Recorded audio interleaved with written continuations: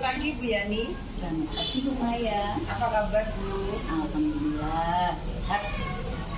Tujuan saya hari ini, saya ingin mendapatkan pengalaman terkait keputusan yang diambil Bu Yani sebagai kepala sekolah yang berkaitan dengan dilema etika dan juga bujukan moral.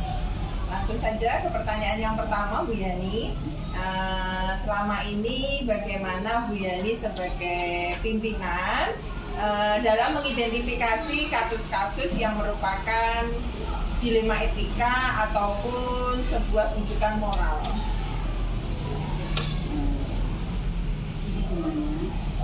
Ketika kita menghadapi suatu masalah, langkah awal yaitu kita mempelajari dengan mengidentifikasi masalah itu. Setelah kita identifikasi, kemudian kita bisa menyimpulkan, ya, digunakan sebagai bahan untuk menindaklanjuti dalam pengambilan suatu keputusan, baik yang berkaitan dengan dilema maupun berkaitan dengan bujukan moral. Hampir sama antara dilema etika dengan bujukan moral itu beda tipis. Jadi kita harus hati-hati dalam Yang kedua Bu Yani, selama ini bagaimana Bu Yani menjalankan sebuah pengambilan keputusan di sekolah, terutama untuk masalah-masalah jika kita bertemu dengan dua kepentingan yang memiliki kebenaran yang sama atau sama-sama mengandung sebuah nilai kebajikan. Memang dalam mengambil keputusan itu, apalagi keputusannya tadi hampir sama. Nah, langkah awal yang saya ambil ini adalah kita telusuri masalah, kita identifikasi masalah itu, kemudian kita prioritaskan. Jadi setelah identifikasi kita kumpulkan, kita prioritaskan mana yang lebih urgent yang harus kita dahului. Jadi keputusan yang urgent, yang paling atas itulah yang saya ambil, yang saya gunakan untuk mengambil. Khususnya semuanya itu tidak lepas dengan keberpihakan pada murid atas dasar kebijaksanaan. Selanjutnya Bu Yani, langkah-langkah apa ataupun kemungkinan ada sebuah prosedur yang dilakukan selama ini dalam mengambil keputusan? Langkah yang tadi sudah kita prioritaskan. Sekarang masalah tersebut penyebabnya kita cari latar belakangnya apa, kemudian siapa saja yang terlibat di dalamnya sekolah, apakah warga sekolah ataukah stakeholder ataukah kita harus merangkul, pokoknya yang berkaitan dengan masalah itu. Setelah kita tahu latar belakangnya, kemudian kita bisa memutuskan siapa saja yang terlibat, yang kita rangkul untuk mencari solusi dari masalah.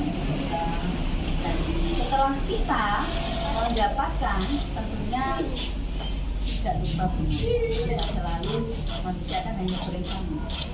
Apakah keputusan ini itu dampaknya positif untuk kemaslahatan atau tidak, kita kembali lagi kita doa supaya keputusan yang kita ambil itu selalu dalam ridho Allah SWT.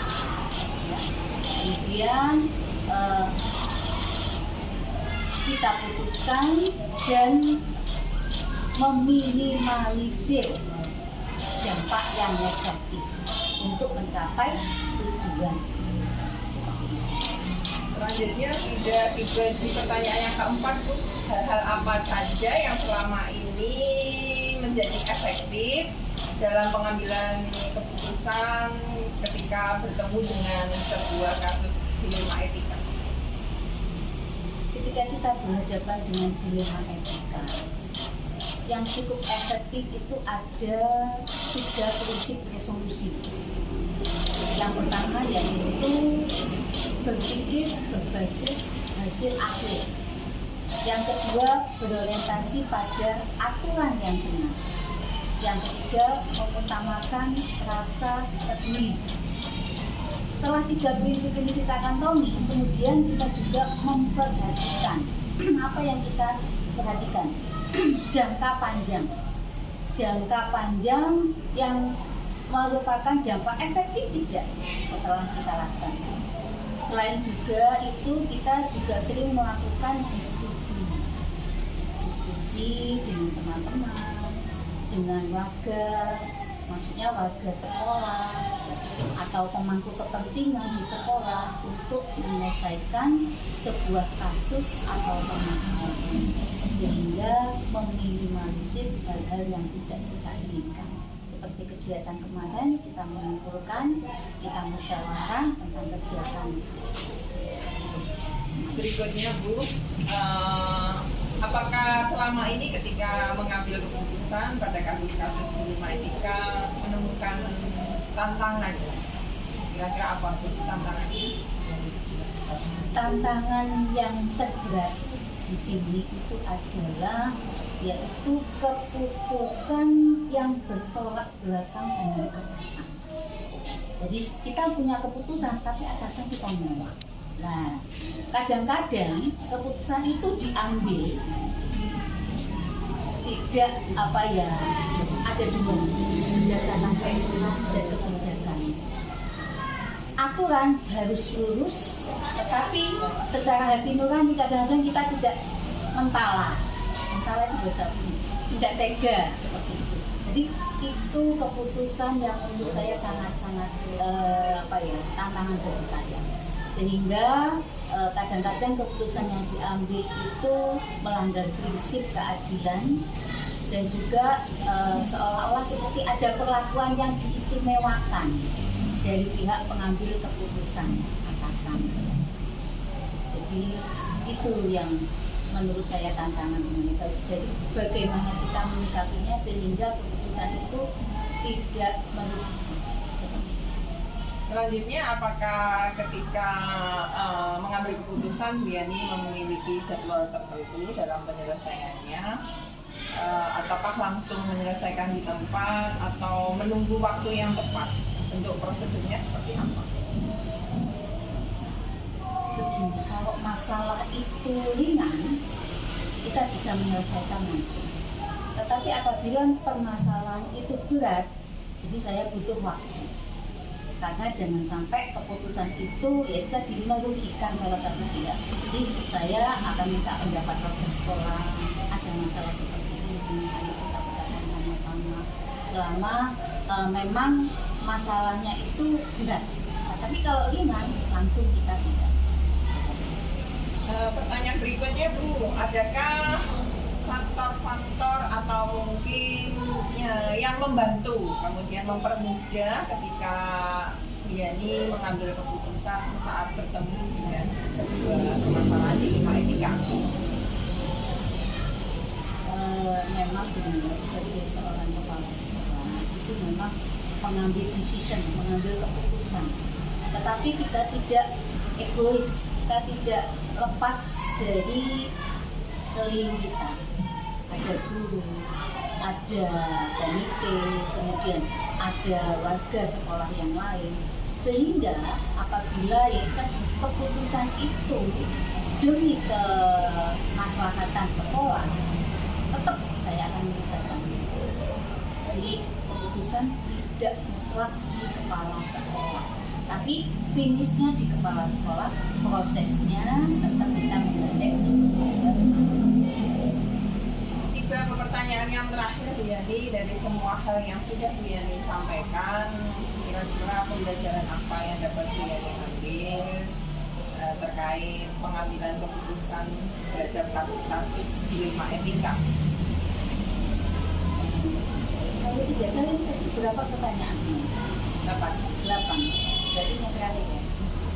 Alhamdulillah dari waktu ke waktu menurut saya dari pertanyaan-pertanyaan Bu Maya tadi mengenai dilema etika, yang saya dapat simpulkan yaitu saya lebih lebih bisa menganalisis sebuah permasalahan untuk bisa menjadikan sebagai bahan solusi dalam mengatasi sebuah masalah, dalam mengambil sebuah keputusan.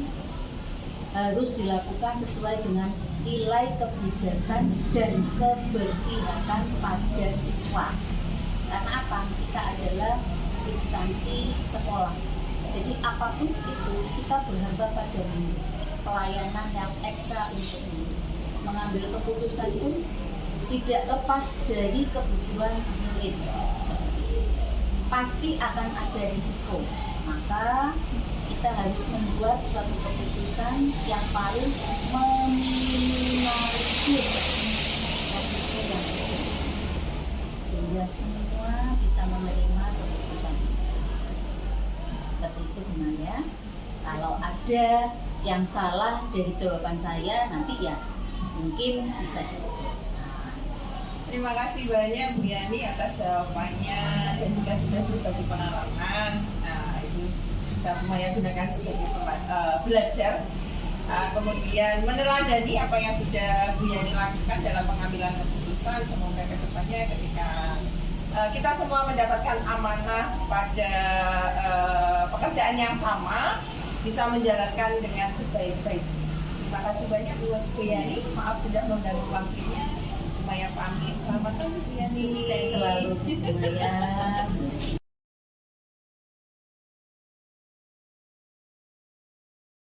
Selamat pagi Pak Ali. Selamat pagi Bu Maya. Mohon maaf mengganggu waktunya. Ya, nggak apa-apa, monggo.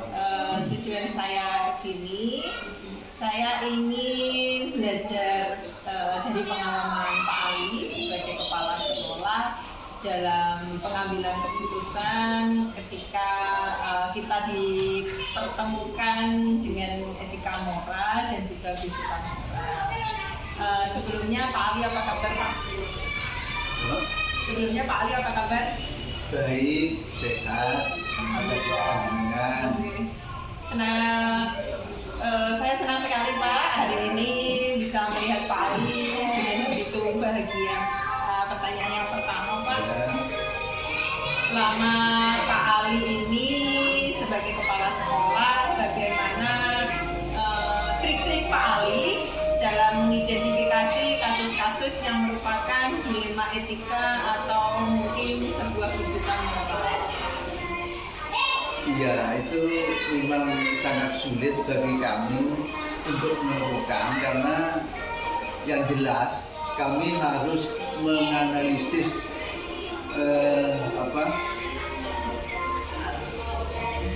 keadaan yang betul-betul dilema bagi saya, sehingga saya kalau seperti menghadapi seperti itu ya mengambil keputusan mana kebaikan yang lebih banyak yang saya ambil ketimbang yang meninggalkan kejelekan yang sedikit, yang mengambil kebaikan lebih banyak dan mengambil kejelekan yang sedikit.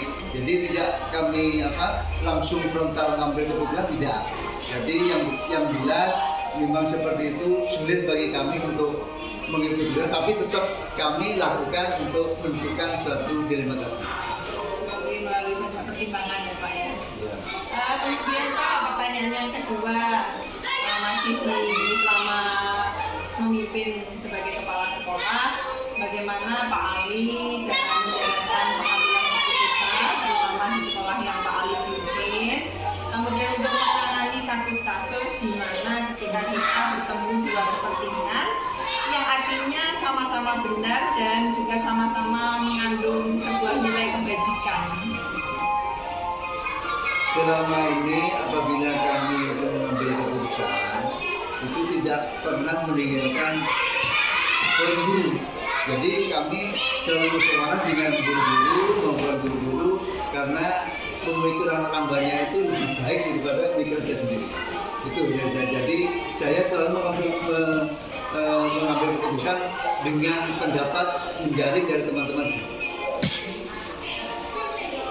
Lanjut ke pertanyaan yang ketiga Pak, langkah-langkah apa atau kemungkinan prosedur apa yang biasanya Pak Ali sering lakukan dalam mengambil keputusan? Di dalam mengambil keputusan kami mengenali permasalahan terlebih dahulu, yaitu dan melakukan pemikiran yang jernih. Jadi tidak frontal. Jadi kami melakukan pemikiran jernih, tenang, tanpa masalah saya sendiri. Jadi permasalahan saya buang, saya berpikiran jernih dan baru mengambil keputusan. Jadi mengutamakan kepentingan bersama. Iya. Selanjutnya Pak, adakah hal-hal yang selama ini Pak Ali anggap efektif dan kemudian efisien dalam pengambilan keputusan terhadap kasus-kasus dilema etika yang sudah pernah dialami? Jadi tadi seperti yang awal tadi saya jelaskan, kami tidak pernah meninggal guru tadi, termasuk juga komite, karena kami juga pernah mengalami hal-hal seperti itu dan kami juga musyawarah dengan komite, dengan guru-guru, dan alhamdulillah hasilnya itu ya lebih baik. Selanjutnya, apakah ketika dalam pengambilan keputusan terutama kasus dilema etika Pak Ali mengalami hambatan atau juga tantangan? Ya pernah, karena apabila yang mengalami hal-hal seperti itu putranya anak-anak orang-orang yang pengaruh. Gitu. Barangkali kami sulit nih Bang, tapi tetap saya putuskan. Saya memanggil orang tuanya, sekalipun orang tua tadi memang sangat akrab dengan kami, berpengaruh, sering memberi bantuan, tapi tetap kami selesaikan dengan hati jernih, dengan kekeluargaan. Selanjutnya Pak Ali, apakah ketika mengambil keputusan Pak Ali memiliki tata cara atau mungkin jadwal tertentu dalam menyelesaikan sebuah masalah atau kasus dilema etika? Kemudian apakah Pak Ali langsung menyelesaikan di tempat atau memiliki sebuah timer waktu untuk menyelesaikannya? Kemudian bentuk penyelesaiannya atau prosedurnya seperti apa kira-kira? Oh iya. Kalau waktu tertentu kami jadwal tidak ada, kami menunggu, ya tidak berharap ya, kecuali kalau sudah ada permasalahan baru kami melakukan suatu penyelesaian. Jadi tidak harus kami tentukan waktu ini enggak, dan semua waktu saya baik. Dan itu tadi kami tidak pernah meninggalkan teman-teman guru dan komite untuk menyelesaikannya. Selanjutnya, apakah dalam pengambilan keputusan itu selalu Pak Ali memiliki seseorang yang membantu Pak Ali atau mempermudah dalam menangani masalah yang berhubungan dengan kasus-kasus dilema etika? Iya, kami yang jelas punya pandangan teman-teman yang senior untuk membantu saya, sehingga karena termasuk di sini orang baru dan teman-teman guru yang senior itu sangat berpengalaman di sini, jadi situasi di sini sangat tahu, hingga sering kami minta bantuan bagaimana kasus seperti ini, keadaan seperti ini untuk menyelesaikannya. Termasuk komitenya itu orang sini, jadi tahu keadaan yang sini. Yang terakhir Pak, dari semua hal yang telah Pak Ali sampaikan kepada saya, pembelajaran apa yang kira-kira dapat Pak Ali peroleh dari pengalaman ketika Pak Ali menyelesaikan pengambilan keputusan dilema etika Pak? Pengalaman kami yaitu kami lebih berhati-hati untuk menentukan karena dilema tadi, dan kami tidak pernah melupakan yang menciptakan kita. Jadi banyak berdoa sehingga akan diberikan petunjuk yang lurus untuk menentukan kita. Selesai pada pertanyaan terakhir, saya Humaya mengucapkan banyak terima kasih atas jawaban-jawaban Pak Ali yang sangat membantu saya ketika nanti mungkin saya dihadapkan dengan permasalahan yang sama. Saya akan banyak belajar dari pengalaman-pengalamannya Pak Ali. Demikian Pak Ali, saya mohon pamit. Terima kasih banyak. Mohon maaf mengganggu waktunya Pak Ali. Oh iya, terima kasih juga